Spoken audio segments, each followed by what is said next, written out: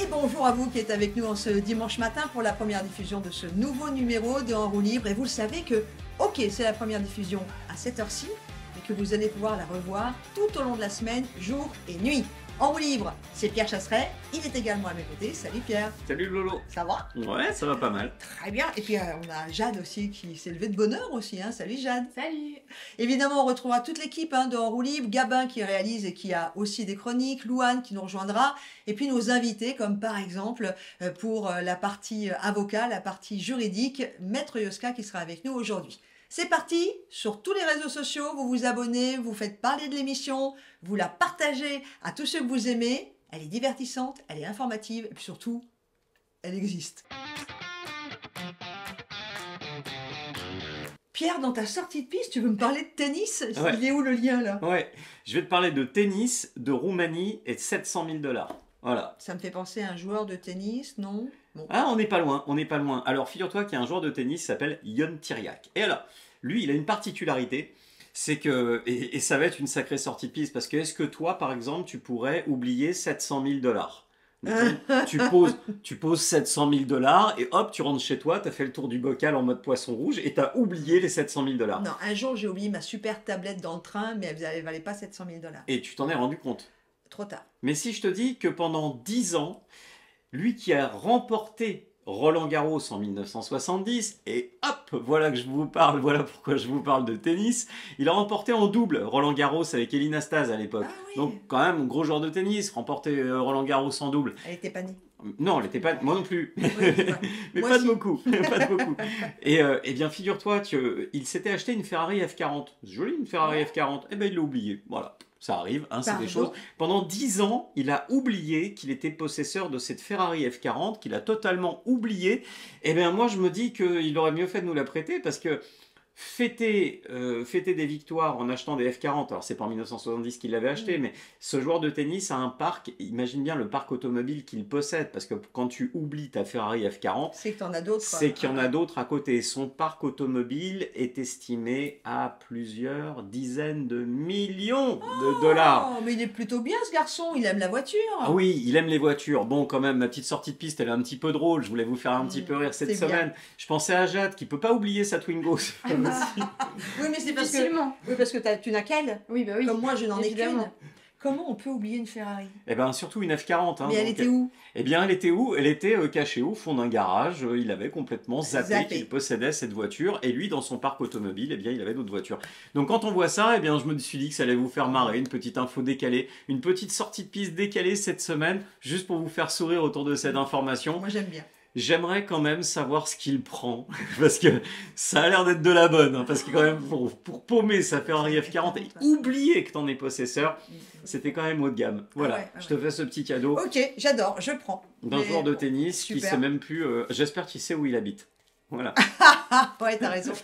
Si quelqu'un a l'adresse du garage, parce que quitte à ce qu'il l'ait oublié, on peut peut-être aller le récupérer, non? Bah non, parce que lui, il l'a retrouvé. Oh. C'est le problème. Mince, Il a ça se tous les termine défauts. pas bien cette C'est histoire. dommage. Allez, merci beaucoup pour cette sortie de piste plutôt souriante, je suis d'accord avec toi. Et quant à nous, eh bien, on va passer à la conduite accompagnée et il me semble bien que notre amie Louane va encore faire des siennes au volant de sa voiture.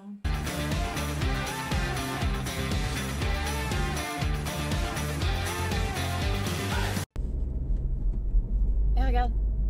T'entends un peu? Je regarde surtout, oui, tu... Ouais, mais écoute surtout, écoute. T'entends? Ouais, j'entends, oui, bah oui, pour pas entendre le moteur, c'est compliqué, oui. Eh, t'as vu? Pas mal, hein? Ah ouais, t'es à combien, Louane? 140. D'accord, c'est limite à combien, Louane? 80, je crois. Oui, c'est pas je crois, c'est sûr. Donc, il y a pas un petit problème, là? Non, mais ça va. Non, freine, ralentis, là, tu vois, ce qui me manque vraiment dans le double commande, c'est justement le frein, là. Donc, ralentis, s'il te plaît. Oui. Oui, Je ralentis. on va rester en vie comme ça, hein, c'est bien, hein. Enfin, ça va, y a personne. Non, mais les excès de vitesse, déjà, enfin, la vitesse, la limitation de vitesse, c'est pas une option. Et c'est surtout pour ta sécurité, Louane, qu'on te dit d'aller à une certaine vitesse. Parce qu'il n'y a pas suffisamment de visibilité pour t'arrêter à une vitesse aussi élevée. Ça te parle le champ de vision, tu sais qui se réduit petit à petit 30 degrés à 130, non, ça te parle pas ça? Non, mais tu sais, dès qu'il y a des chiffres. Tu sais, ton cerveau. T'as un cerveau? Oui. Oui, Enfin, je d'accord. crois. D'accord, elle croit. Ton cerveau, il a une capacité d'analyse qui est limitée.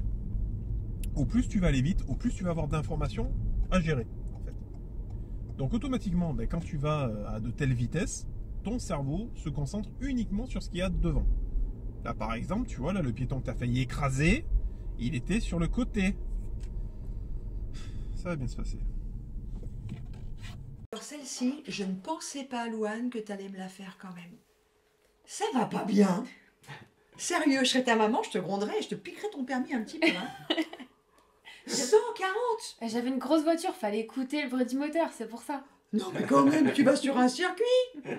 On est d'accord qu'elle l'a fait exprès, juste pour la chronique, et qu'évidemment, on ne le fera jamais. Dis à Tata Lolo, tu ne feras jamais ça. Non, je ne ferai jamais ça. Oh, je suis choquée. Tu sais comment ils disent les jeunes maintenant? Je suis choc-barre. Quoi? Eh oui, monsieur, je parle Jones. Non, Oh, je suis choc-barre. attends, on va faire temps mort. Moi, je veux juste interroger, c'est vrai ou pas? Eh oui. Ah ouais. Ils disent oui. Choc-barre. C'est je suis choc-barre. Leur génération, quand on dit je suis choqué, Ah. waouh, je suis choc-barre. Ah bon? Ouais, je le fais bien, hein, les jeunes, hein, je le tiens. D'accord. Ah, je le tiens. Bon, bah, je suis choc-barre, t'as intérêt, attention à pas te barrer trop longtemps. Non, mais sérieux, franchement, loulou.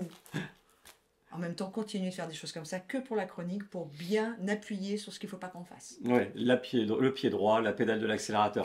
Non, non, Louane, n'écoute pas ce qu'elle t'a dit. Non, relâche le pied droit. C'est pas moi qui relâche dis le ça, pied là, droit. c'est pas moi qui dis ça. Allez, en tout cas, ça, vous le savez, ce n'est pas permis de le faire. Ça tombe bien, puisque notre chronique qui vient, c'est permis, pas permis, et on va retrouver Maître Yoska sur un tout autre sujet. Si vous nous rejoignez régulièrement, vous savez qu'on a cette chronique permis, pas permis. Nous invitons l'un des avocats de 40 millions d'automobilistes spécialisés en droit routier pour lui poser une question. Bonjour Maître Yoska. Bonjour madame. La question aujourd'hui. Alors, Maître Yoska, est-ce que je peux m'opposer à la mise en fourrière de mon véhicule? Alors ça dépend si votre véhicule a déjà été pris par éventuellement la grue et s'il est déjà posé sur le plateau. Concrètement, il faut être concret dans ces cas-là.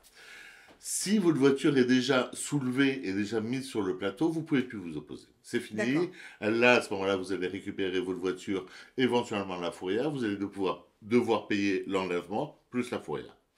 En revanche, si la voiture est encore roulante, donc au moins sur 2 roues, là, à ce moment-là, vous pouvez demander à la personne de redéposer votre voiture, donc les 4 roues, bien évidemment, et vous allez lui payer juste le déplacement, son déplacement. Donc vous voyez, il ne faut pas hésiter à faire valoir ses droits, dire exactement ce qu'il en est, être conscient de ses droits et puis l'argumenter. Alors il faut faire attention de façon générale parce que vous n'avez pas non plus que des prix Nobel de littérature. Hein. Parmi les personnes en fourrière, c'est des gens qui font leur travail, mais qui sont justement aussi embauchés parce que ce sont des grandes gueules et qui savent très bien qu'ils vont être en contact avec des citoyens qui ne vont pas forcément apprécier ce qu'ils font. Donc voilà, la plupart du temps, ce pas des gens qui sont très ouverts au dialogue, au contact. Mais alors ça veut dire quoi? Ça veut dire que je me permets, je vois que ma voiture est en train de se faire enlever, j'ai encore les 2 roues qui sont sur le sol, soit elle n'a pas complètement été mise sur la grue, soit elle est, vous savez, sur les voitures et elle roule derrière. Et elle roule derrière. Elle roule derrière. Et je lui dis, dans mon droit, j'ai le droit de vous demander de reposer la voiture, je vous paye vos déplacements, vous le faites et il ne veut pas.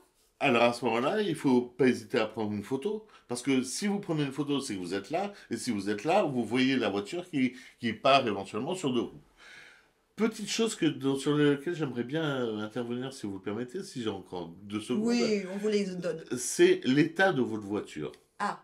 Ça, c'est très important, parce qu'à la limite, la fourrière, ça va vous coûter juste une centaine d'euros, et puis c'est déjà énorme, mais une centaine d'euros. En revanche, les voitures qui prennent votre voiture et les voitures de fourrière qui prennent votre voiture et qui va la traîner jusqu'à la fourrière sur 2 roues, a la possibilité éventuellement de traîner tout le pare-choc arrière, éventuellement sur quelques centaines de mètres. Et là, ça peut vous coûter beaucoup plus cher. Il y a des voitures qui ne supportent pas non plus d'être traînées. Vous avez des voitures qu'il faut absolument mettre sur le plateau, je pense au 4x4. Donc faites attention, n'hésitez pas à prendre des photos au moment où vous allez chercher la voiture en fourrière pour essayer de prouver justement que manifestement la mise en fourrière a créé énormément de dommages. Et puis, arrivant en fourrière, ils vont saucissonner, si vous voulez, toutes les voitures les unes derrière les autres, les unes à côté des autres. Et vous avez très souvent, et ça arrive vraiment quotidiennement, des coups dans les portières. Donc vous pouvez vous retrouver avec une portière de droite, une portière de gauche, enfoncer le pare-choc arrière complètement râpé, et ça peut vous coûter beaucoup d'argent. Donc n'hésitez pas, au moment où vous prenez votre voiture en fourrière, de prendre des photos, et de tout de suite argumenter en disant, moi quand j'ai laissé ma voiture, elle était en très bon état, n'hésitez pas à prendre des photos assez régulièrement, bien évidemment, de votre voiture, pour pouvoir prouver ce que vous dites, et puis éventuellement d'engager la responsabilité de la fourrière, parce que la fourrière, elle est aussi assurée contre les dommages que les salariés pourraient faire. Et alors, je fais quoi de ces preuves? Alors à ce moment-là, vous demandez déjà dans un premier temps un dédommagement à la fourrière, et éventuellement que la fourrière soit en mesure de vous donner le nom de son assurance, et à ce moment-là, vous allez écrire à l'assurance de la fourrière en disant, voilà, j'ai subi un dommage, comment on fait? Et si jamais il ne veut pas jouer le jeu? Et il y a des avocats pour ça après, ma chère Laurence. Comme Après, Maître Yoska. on appelle Maître Yoska. Très bien, je crois qu'on a fait le tour. On a fait le tour. Et ben voilà, donc on fera attention quand même de bien se garer et puis de pas se faire enlever. Moi, ça m'est arrivé 3 fois dans ma vie, hein, quand même. Hein. C'est toujours très agréable, Ah ouais. surtout parce que ça arrive les jours où il fait froid, Ouais. les jours de pluie, Mm. les jours où on sort d'un café ou d'un bar bien arrosé, Ça, non. à la limite on se dit Ça, non. c'est pas plus mal, mais, mais non, ça arrive toujours au mauvais moment. Mm. C'est pour ça qu'il faut faire très attention. Et puis il faut être parfaitement sincère, votre voiture elle est prise, il faut faire du chiffre, il faut aller vite, donc la plupart du temps ils vont pas être très méticuleux avec C'est votre clair. voiture, donc voilà, le dommage est vite arrivé. Voilà, vous avez toutes les informations. On fait attention, on se gare. Ce sera déjà la première chose à faire pour essayer d'éviter de se retrouver en fourrière. Merci beaucoup, Maître Yoska. Merci à vous mesdames. Merci. Allez, on continue dans notre rendez-vous en roue libre.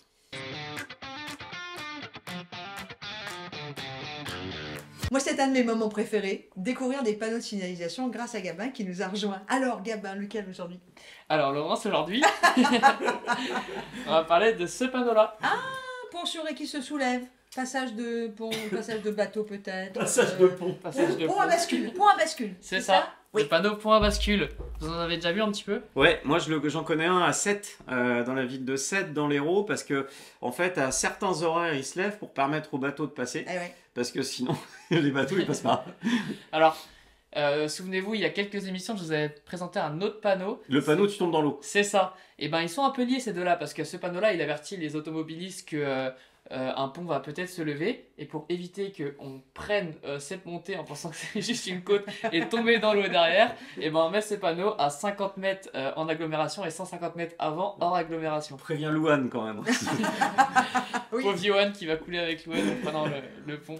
Mais ce panneau, il est aussi entouré d'autres choses pour qu'on le voit bien, comme des barrières de sécurité avant du coup les passages à niveau, ou des balises rétro-réfléchissantes. Moi, je crois que j'en ai vu quelques-uns pas très loin de Bordeaux, là, du côté sur la Garonne. Il me semble que j'ai vu déjà ce panneau. Ouais, ou alors t'avais consommé autre chose du côté de la Garonne et de Bordeaux et du coup t'as cru voir le panneau. Non, monsieur, parce que jamais je prends le volant quand j'ai pris un joli verre d'un joli vin Oui. de France ou d'ailleurs. Oui, on boit pas au volant sinon on en renverse. C'est du connu. C'est pas moi qui l'ai dit, c'est toi. Allez, merci beaucoup, Gabin. Tu restes avec nous, parce que là, on va parler de passion.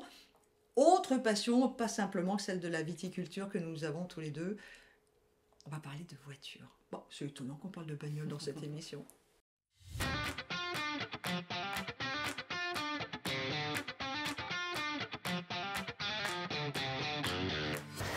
Salut Vincent, Bonjour Gabin. tu vas bien? Très bien. Bon, aujourd'hui on va parler d'une série que tu as sûrement dû regarder, tu vas me dire, Magnum.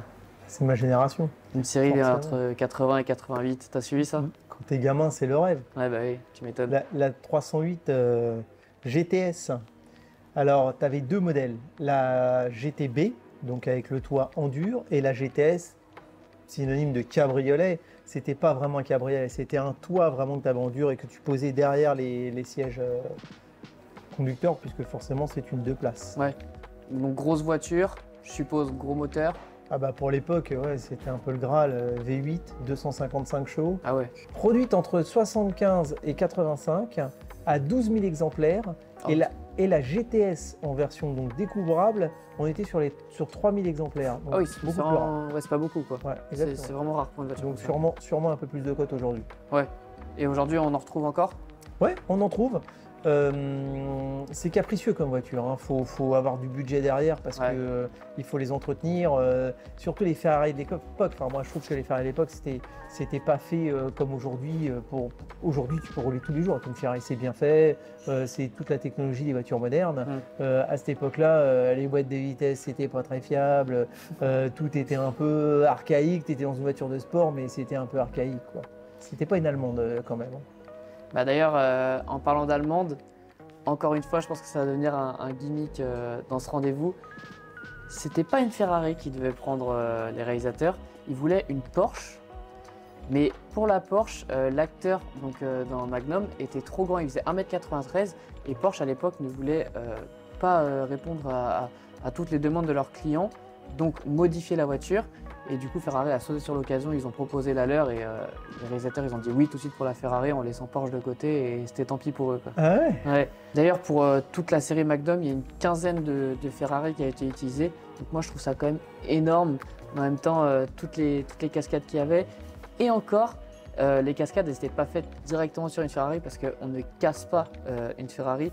En fait, toutes les cascades, elles étaient faites sur une réplique fabriquée sur une base de Pontiac. C'est quand même préférable parce que quand tu vois ce que ça doit valoir aujourd'hui une Ouais, c'est 308 et que tu en aies perdu une quinzaine, c'est un peu dommage. C'est clair que moi, j'aurais pas apprécié en tout cas. Et une petite dernière info, c'est Larry Manetti, donc le personnage de Rick dans la série Magnum, qui a racheté une des Ferrari et qui est encore l'heureux propriétaire, Qui doit avoir une bonne cote à mon avis. je pense. Et d'ailleurs, on parle de cette voiture depuis tout à l'heure, mais là-bas, je vois qu'il y a quelque chose qui nous attend. Est-ce qu'on peut y aller pour voir? Go. Voilà Gabin, les générations d'aujourd'hui, 488. Là, on rigole pas. Maintenant speeder, parce que c'est plus le toit qu'on pose derrière, on a un vrai toit qui vient se mettre dans la partie moteur. Je peux rentrer? Bah oui, vas-y, Ah, c'est magnifique. installe-toi. Donc là, on est toujours sur le V8 Ferrari, Ok. qui a été un peu vitaminé quand même Ouais, par je rapport vois à ça. l'époque. On est sur un 3,9 litres. Ils ont rajouté depuis cette génération-là 2 turbos, parce qu'avant c'était la 458, on était en moteur full atmo. Là donc c'est une voiture biturbo, 670 chevaux. Et C'est là, plus les 250. je vois plein de boutons sur partout. À quoi ils servent tous ces boutons, Ah, parce qu'aujourd'hui dans une Ferrari, je vais exagérer, mais tu peux aller faire tes courses avec et tu peux rentrer sur le circuit tout de suite derrière. Ouais, c'est Donc clair. en gros, c'est des modes. Tu as un mode pluie, tu as des modes sport, plusieurs Ah modes ouais. sport, et tu as un mode ultime où tu déconnectes tout. Oh. Mais tu vois déjà, l'avant-dernier mode, ce qui est assez sympa, c'est que tu as quand même, il te reste un peu d'assistance, mais vraiment tu peux te prendre pour un pilote parce que la voiture te permet d'avoir de l'inclinaison, donc de déraper quand tu vas très très fort, et c'est elle qui maintient la voiture. Alors que tu as un mode ultime où tu vas jusqu'au bout de ton mode, et là par contre tu n'as plus d'assistance. Donc attention à toi parce que 670 chevaux, faut les tenir. Ah, en tout cas, c'est magnifique, ça fait vraiment rêver, hein. Ah, c'est magnifique. Merci beaucoup, Vincent. C'était un plaisir. Dis donc, Gabin, toi, t'as de la chance. Pourquoi tu m'as pas appelé? Moi aussi, j'aurais bien voulu monter dans la voiture. Bah, j'aurais dû t'appeler Laurence, c'est vrai, mais Bah bon. ouais, c'est pas cool. L'autre porte, je sais pas si t'as vu, elle était contre le mur, un petit peu serrée pour ouvrir la portière. T'aurais dû escalader. Et vu le prix de la voiture, j'aurais pas pris le risque. Mais non, monsieur, vous seriez descendu, vous m'auriez laissé votre place et la galanterie. Tu alors. l'aurais pas oublié celle-là si tu l'avais Ah oui. possédée. T'aurais pas fait comme Yon Tiriac, le Non. joueur Ah de non, non, tennis. ah, celle-là, j'aurais d'accord. veillé à ce que ça Voilà. soit tout le temps à côté de moi, limite dormir dedans, mais non, non, je l'aurais pas oublié. C'est vrai que Ferrari, bah, la Spider, la F40, les autres, enfin, c'est quand même des sacrées jolies voitures. Ouais, ça reste. Pour moi, ça reste l'élite. Si tu me demandes ma voiture préférée, ma marque de voiture préférée, je sais pas pour vous, mais moi, il y a rien à faire. Je reste sur Ferrari. C'est la marque qui pourrait me faire rêver si vraiment on me demandait quelle voiture je veux dans un catalogue. Je pense que je choisirais le choix. Comment dire non à une Ferrari, quoi. Ouais. Ceci étant dit, il y a les cadeaux de Noël qui arrivent, hein, donc il y a les catalogues des jouets. Oui, mais en jouet, non, tant qu'à faire. Non, mais j'accepte vraiment Non, si mais tu c'est veux. clair. Et tu sais quoi? Ah, vous êtes deux à me demander des voitures pour Noël, les gars, va falloir... Je peux plus. Peu importe la couleur. Hein. Je suis pas bégueule, même si franchement elle est un petit peu vert cacadois, ce qui est dur à trouver, mais si la couleur est pas terrible, je prends quand même la D'accord. Ferrari. Eh ben, c'est terminé pour cette Passion Auto. On te retrouve la semaine prochaine pour une nouvelle découverte. Merci beaucoup, Gabin.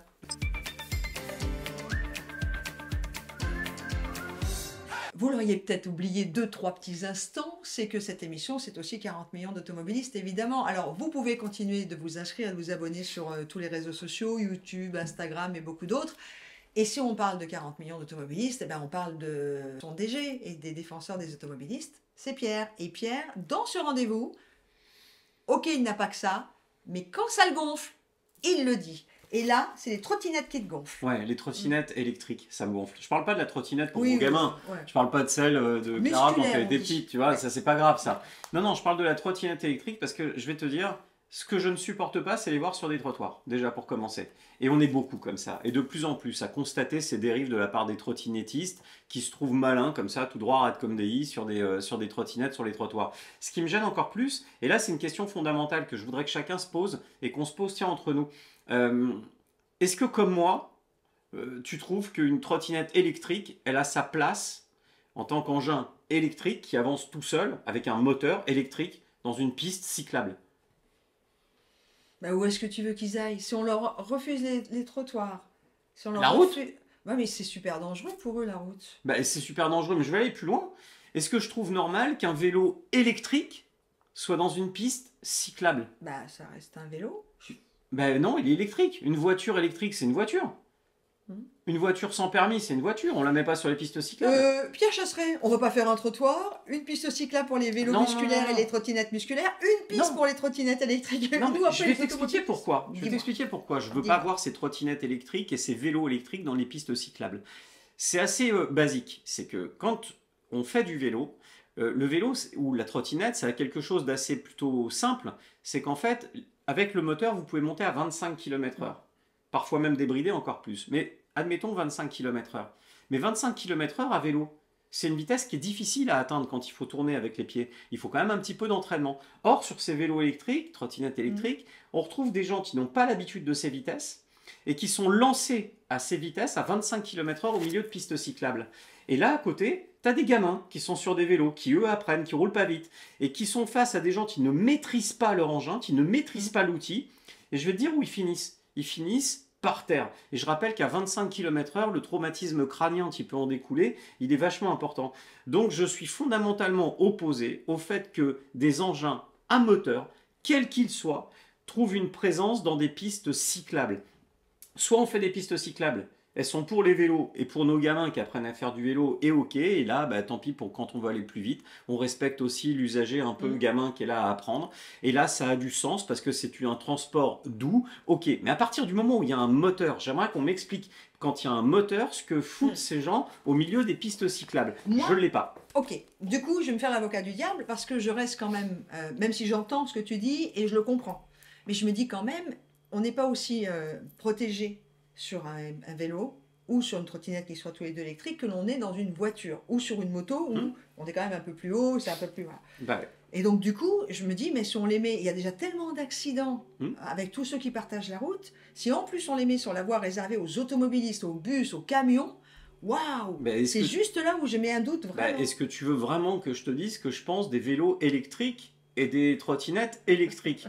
Parce que sinon, ça va être rapide. Moi, je pense que c'est des engins qui n'ont pas lieu d'être, qui n'ont pas lieu d'exister. Je ne vois pas en quoi ça apporte quelque chose de positif. Une trottinette électrique, ça apporte que dalle. Je ne comprends pas. Je comprends pas l'utilité de Si ce ce mode n'est de que ça déplacement. permet à certaines personnes d'avoir un mode de déplacement assez doux. Ok, bah, sur la route. Je vois pas ce qu'ils font au milieu d'une piste cyclable à 25 km/h. J'entends ta position, c'est juste je me mets à la place. Je sais pas, tiens, la jeune génération, Gabin. Alors moi, je sais que je prenais ma trottinette électrique pour me rendre quand j'allais faire mon boulot d'été. Et je passais par la voie verte, donc qui est aussi une piste cyclable où les scooters, motos et aussi voitures ne sont Moto. pas autorisés. Ah oui, Ne sont pas autorisés. Et du coup, je pouvais pas passer par autre part parce que sinon ça m'obligeait à passer par des routes de campagne. Et en trottinette électrique, c'est assez dangereux du coup. C'est ça en fait, je comprends ta Bah ouais, position, mais- mais on a une réalité. Et si on s'enlève de nos grandes villes qu'on connaît bien, Hmm. et qu'on va effectivement sur la majorité du pays, hein, c'est-à-dire des zones rurales, etc., ça peut être compliqué en fait. Ben ouais, mais ça reste un engin électrique lancé à 25 km/h. Ça me pose un problème. Ok. 25 km/h, c'est trop rapide. C'est parce que c'est une vitesse que l'on n'est pas capable, pour la plupart de ceux, notamment qui sont sur des vélos électriques, qui ne sont pas capables d'atteindre.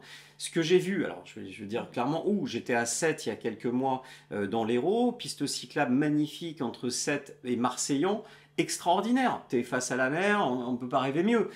Mais j'ai vu beaucoup de personnes âgées, notamment sur des vélos électriques, je les ai vus par terre.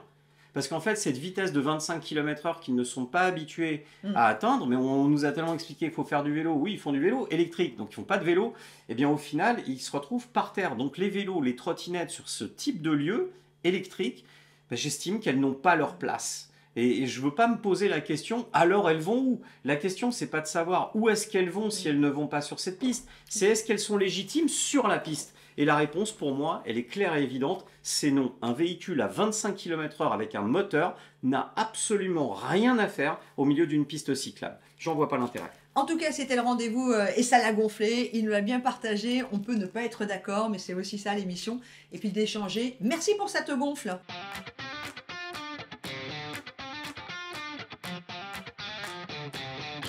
Avez-vous déjà eu des problèmes dernièrement pour vous garer sur votre ville, là où vous n'en aviez jamais avant? Ça va être le sujet de notre vrai du faux. On va parler des places de stationnement avec toi, Pierre, et avec Jade, sur le fait qu'il y aurait sans doute moins de places de stationnement aujourd'hui qu'hier. C'est un peu le sujet. Ouais, c'est ça, c'est un petit peu mon ressenti. Donc on a cherché du côté de 40 millions d'automobilistes. Eh bien, écoutez, vous savez quoi? On va demander à Aurélie si effectivement c'est propre à certaines villes françaises. Comment ça se passe dans les autres villes? Y a-t-il moins de places de stationnement? Bonjour Laurence. En matière de politique de stationnement, au cours de la dernière décennie, la tendance était à la transformation du stationnement gratuit en stationnement réglementé, c'est-à-dire le plus souvent en stationnement payant. Les collectivités s'assurent ainsi de confortables revenus pour financer notamment leur politique de mobilité globale. Mais de plus en plus de municipalités, souvent écologistes, font le choix de supprimer purement et simplement les emplacements de stationnement dédiés à l'automobile. Évidemment, le cas de la ville de Paris est particulièrement remarquable par le nombre de places de stationnement concernées. Alors qu'on comptait un peu plus de 200 000 places de stationnement dans les rues parisiennes en 2001, dont 56 000 étaient gratuites, il n'y en avait plus que 142 000 en 2015, dont à peine 1200 gratuites. Et d'après le programme électoral d'Anne Hidalgo en 2021, ce sont 60 à 70 000 places supplémentaires qui devaient être supprimées de la voirie d'ici 2026. À l'échelle nationale, les communes sont de plus en plus nombreuses à suivre cet exemple, en piétonnisant leur centre-ville ou en rendant plus difficile l'accès pour les voitures et les véhicules motorisés. La suppression des places de stationnement se fait donc en général à l'occasion de réaménagements de voiries qui font la part belle à la végétalisation ou à l'accès par les transports en commun et toujours au détriment de la voiture et du stationnement. L'ampleur du phénomène n'est pas facile à évaluer, mais on trouve de nombreux exemples dans la presse régionale. Par exemple, 3000 places de stationnement ont été supprimées sur la presqu'île de Lyon, soit un tiers de l'offre de stationnement. 1200 places ont été supprimées ces 10 dernières années à Grenoble et plus de 1000 places supplémentaires seront à nouveau supprimées dans les mois à venir. 2100 places ont été supprimées ces 4 dernières années à Marseille pour faire plus de place aux mobilités douces. Et tout cela se fait évidemment le plus souvent au grand désarroi des usagers et des commerçants à qui on ne propose pas d'alternative efficace.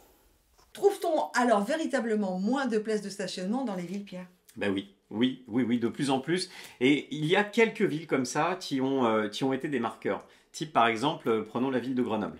Grenoble, on a supprimé les places de stationnement en plein cœur de la ville. Au final, qu'est-ce qui a disparu? Eh bien, c'est les commerces. Avec des mouvements de commerce qui affichaient des grandes affiches noires, notamment sur leur devanture, parce qu'en fait, ils n'avaient plus de clients. Ils voulaient protester un petit peu contre ces suppressions de places de stationnement. Prenons l'exemple de Saint-Étienne, qui est en train de faire un volte-face. Parce que dans un premier temps, pareil, ils avaient ôté des places de stationnement du cœur de ville. Alors oui, pendant un moment, ils étaient contents. Saint-Étienne, c'est les Verts, hein.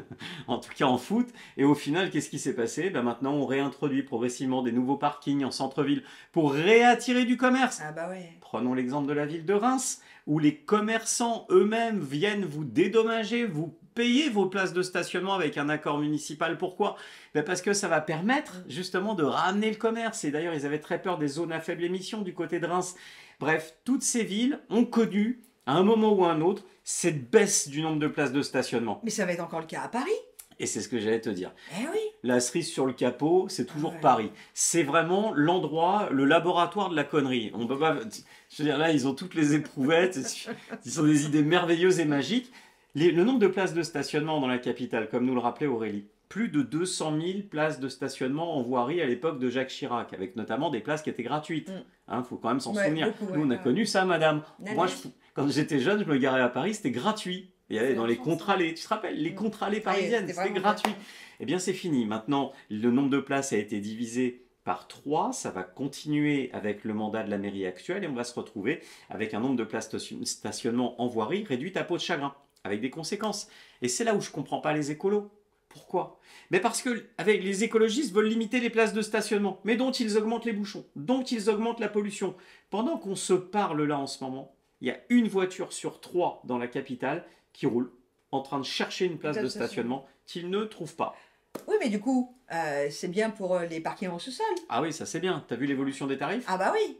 Oui, c'est-à-dire qu'aujourd'hui, maintenant, il n'est plus rare de voir des communes qui proposent du 3 € de l'heure en province. Et voire même, à Paris, on a dépassé les 5 € de l'heure.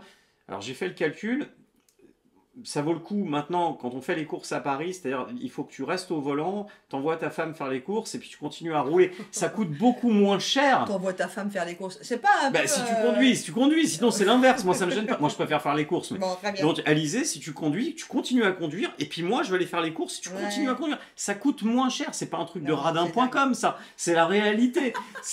Aujourd'hui ça te coûte moins cher de rouler que de garer ta voiture. On a touché le paroxysme de la connerie. On arrive à un moment où on a tellement raclé le fond du faitout qu'il n'y a plus rien. Donc je pense que sur cette stratégie de la suppression des places de stationnement, on est en train de se tromper. Il se passe la même chose sur le stationnement que sur les tramways. Tiens Jade, toi tu connais Le Mans. Entre 2 stations de tramway, il y a quoi comme commerce? Rien. Ben voilà. Il n'y a plus rien. C'est-à-dire qu'à force de limiter la place de la voiture, on se retrouve avec des espaces commerciaux qui disparaissent. Prenons l'exemple du tramway parisien, c'est exactement la même chose. Entre les arrêts de tram, il n'y a plus rien. Et au tram, je vais vous dire ce qu'il y a. Il y a de chaque côté le café qui fait l'angle, et puis à côté, vous trouvez une agence immobilière, une banque et des assurances, du service. Voilà, c'est ça, aujourd'hui, la suppression des places de stationnement. La suppression des places de stationnement, c'est faire crever son commerce de centre-ville. Donc, quand on se retrouve face à ce type de mesures, on se rend compte que beaucoup de villes du nord de la France, par contre, reviennent. Exactement. Bah oui. Regardez, c'est le cas de Arras. Ouais, qui revient en créant des places de stationnement. C'est le cas de la ville de Calais. Qui avait décidé de rendre le stationnement gratuit sur quasiment tout le territoire de la ville. Et depuis, Natacha Bouchard est élue au premier tour, hein, parce que les mesures qui touchent aux automobilistes... Mais ça tombe sous le sens, en fait. Bah oui, mais ça tombe tellement sous le sens. Mais des fois, on se demande où est-ce que nos élus vont imaginer des idées bizarres, alors que la solution, on la possède tous. On sait tous comment ça se passe, la vie. Il y a l'idéal. On monte sur des vélos, on fait de la trottinette, voilà, on est au parc d'attractions, c'est Euro Disney. Mais c'est pas ça, la vie.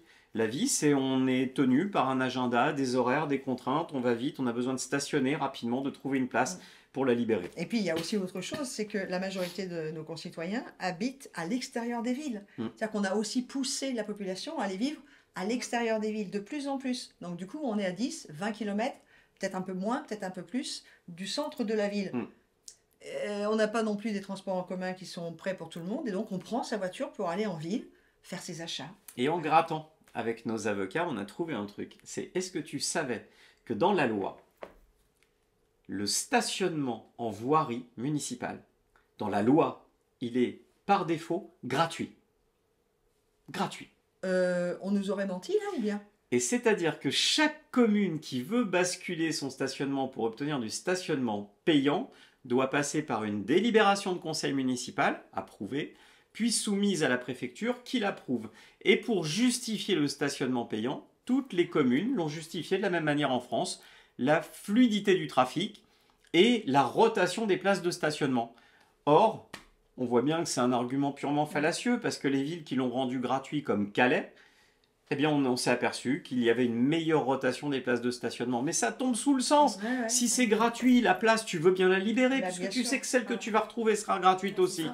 Bref, la suppression des places de stationnement, c'est la mort des cœurs de ville. Et alors, un petit coucou encore à Anne et David de la ville de Paris.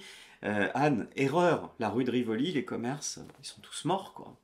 Donc c'est bien de la donner au vélo, mais le vélo, il s'arrête pas, il n'achète pas des packs d'eau, le vélo. C'est vrai qu'on prend beaucoup moins de choses, parce que s'il faut porter, c'est compliqué. On va prendre une chose ou deux, enfin on peut aller en métro, hein, sur ou alors, le Rivoli, mais... faut équilibrer les poids de chaque côté, rouler sans les mains, mais c'est intéressant ce que tu dis. C'est ce qui se passe quand on roule sans les mains. À la fin, on roule sans les dents. Non, mais ce qui m'intéresserait, c'est qu'on fasse une étude où qu'on arrive à trouver les chiffres. Effectivement, par exemple, sur cette rue de Rivoli, hein, là, on parle de cette zone à trafic limité, mais ça fait un moment qu'on ne peut pas vraiment passer sur la rue de Rivoli. Ça serait intéressant d'avoir des chiffres de la chute du commerce.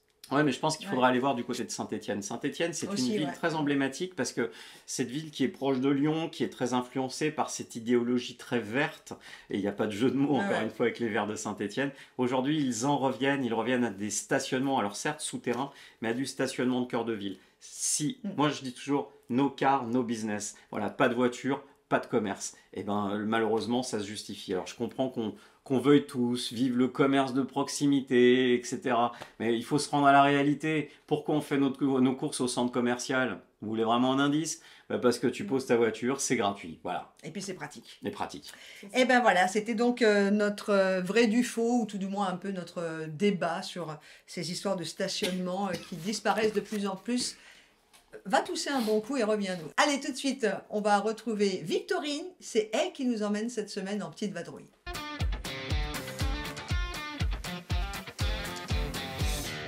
Elle est à mes côtés. Alors, évidemment, Louane, vous la connaissez. Je la garde parce qu'elle va nous démonter sa caisse encore dans quelques instants.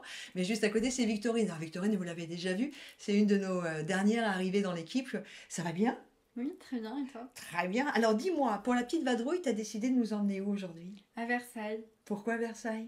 J'ai toujours aimé Versailles et j'ai eu l'occasion de visiter le château, donc je vous emmène là-bas. Allez, on te suit. Bonjour tout le monde, aujourd'hui on se retrouve pour la petite vadrouille. Exceptionnellement, Jade, je prends ta place. Je ne sais pas si vous reconnaissez un peu où je suis aujourd'hui. Je suis sur la D10, anciennement la N10. La N10, comme toutes les grandes routes de France, trouve son départ sur le parvis de Notre-Dame de Paris, sur une grande rose incrustée dans le sol, c'est le kilomètre zéro. Si je rajoute des carrosses, des chevaux, de la dorure, à votre avis, je me situe où? Je suis sur la route des Rois à Versailles.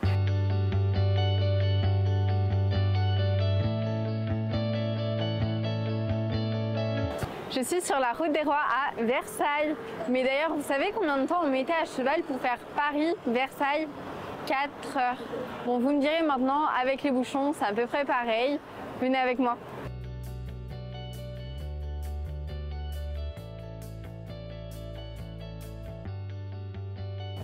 Le petit bout tout au fond que vous voyez derrière moi, c'est l'ancienne résidence secondaire de chasse de Louis XIII. Un peu comme sa maison de campagne. Mais Louis XIV, il trouvait ça un peu trop petit pour une résidence principale, donc il a tout agrandi.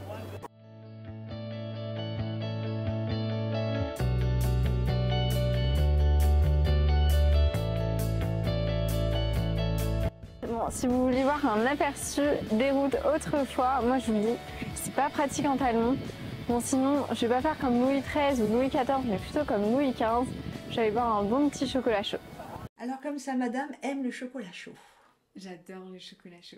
C'est très réconfortant, très cocooning, j'adore. Et puis de toute façon, quelle que soit la période, Versailles, ça reste tellement joli à visiter tout le temps. C'est magnifique. Tu y vas souvent? Non, c'était la première fois, mais je vous conseille d'y aller, de visiter, c'est magnifique. Je suis assez d'accord avec Victorine. Bon, bah écoute, prochaine petite vadrouille, ce sera peut-être ou toi ou Jade, mais je sens que la team des jeunes nanas nous emmène en balade et c'est plutôt agréable à chaque fois. Merci pour cette visite. Avec plaisir.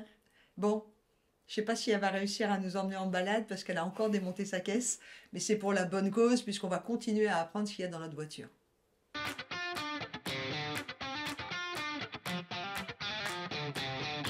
Allez, on retrouve Louane, notre garagiste, pour notre rendez-vous Démonte ta caisse. Tu nous fais découvrir quoi aujourd'hui? Aujourd'hui, je vous fais découvrir ça.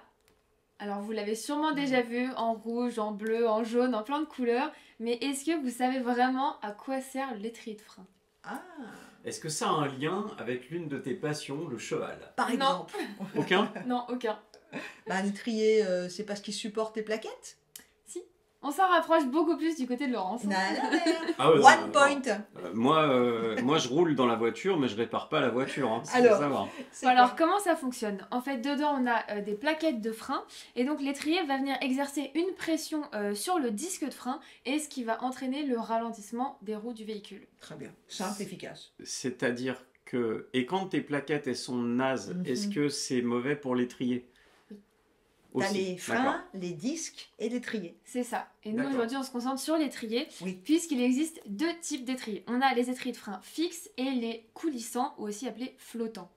Donc, pour parler un peu plus C'est moi français qui pour flotte, vous, là. Ouais. les étriers de frein fixes sont généralement sur les voitures puissantes. Donc, les grosses rouges ou les trucs comme ça. Ferrari F40. Donc en fait, sur ce type d'étrier, c'est très simple. Il y a des pistons qui se trouvent de chaque côté du disque et ils vont chacun pousser une plaquette sur le disque pour assurer un bon freinage.